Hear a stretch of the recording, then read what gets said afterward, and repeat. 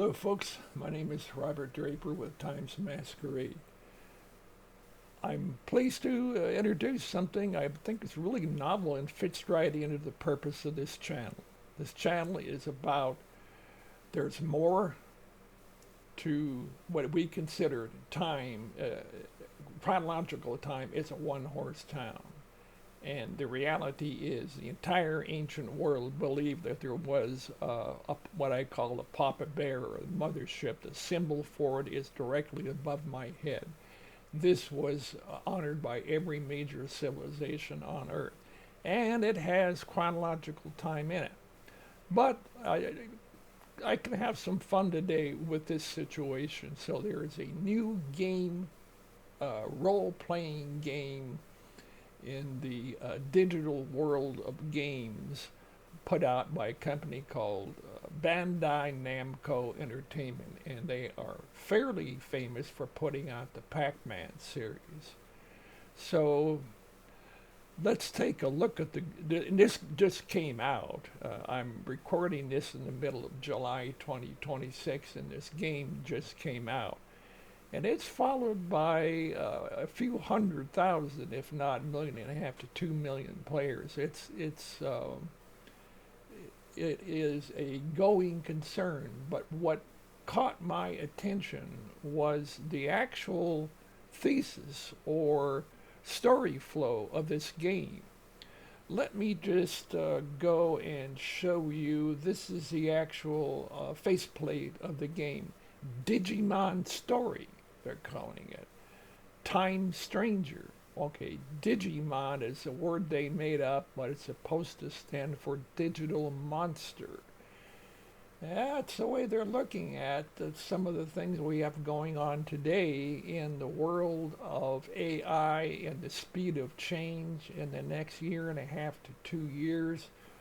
Things are being whipped up, things are being promised across the United States, across the world, our future. And that, we haven't really even talked much on this channel about quantum mechanics. That will be happening supposedly in the next couple of years, starting to impact things. And so a lot of folks are concerned how that's going to affect their jobs, their family, their quality of life.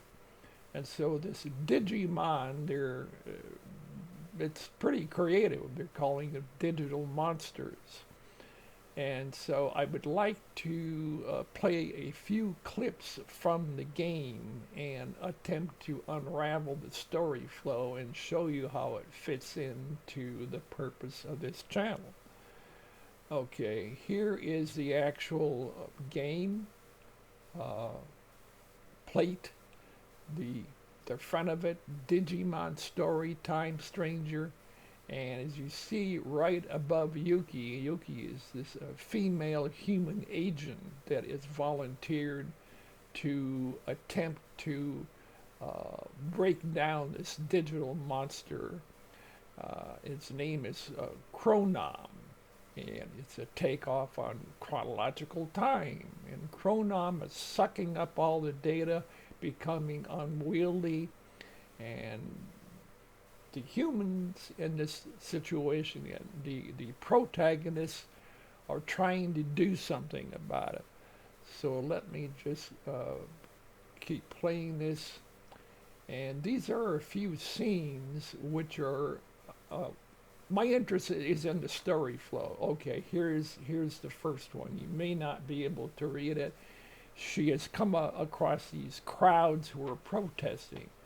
Hello, protest all across the world for various things.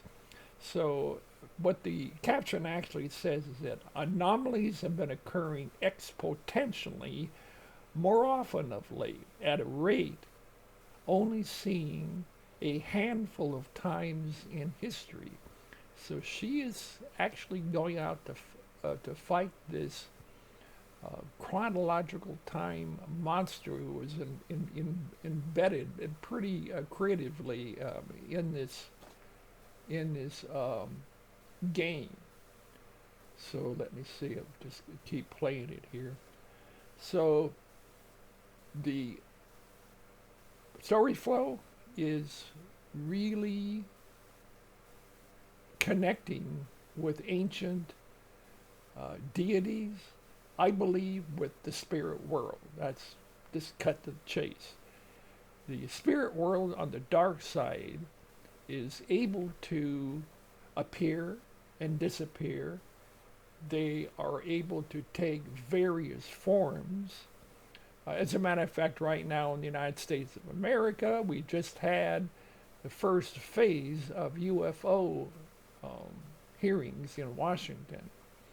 But okay, so this one right here, she is staring at her phone and getting uh, guidance on what to do next, and her phone is embodied by this wispy ghost-like figure that is talking to her.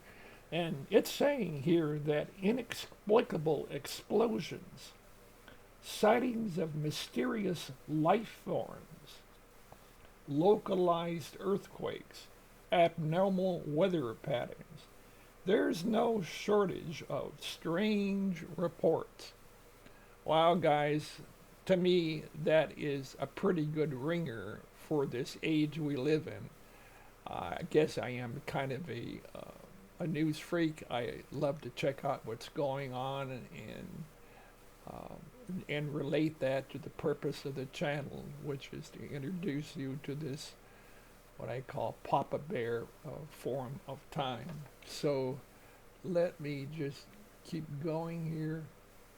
And so she's running all over Tokyo, trying to find a way to make a dent or challenge this ever increasing.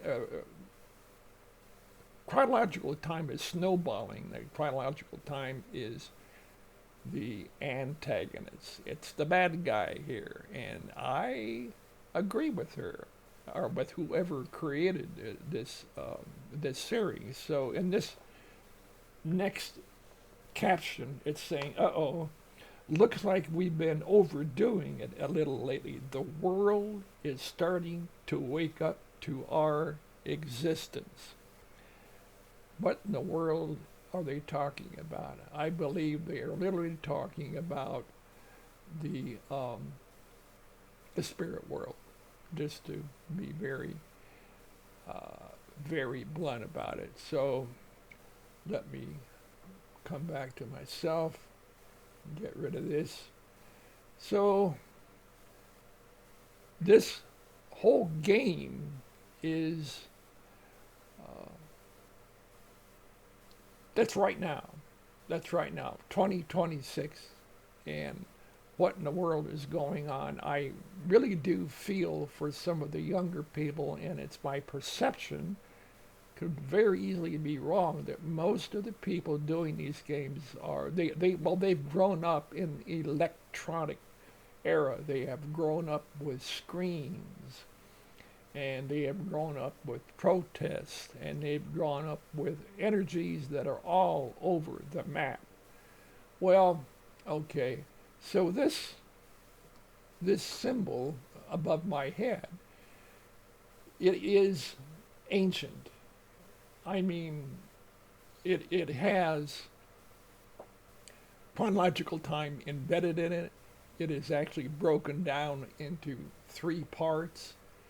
I'll do that right here.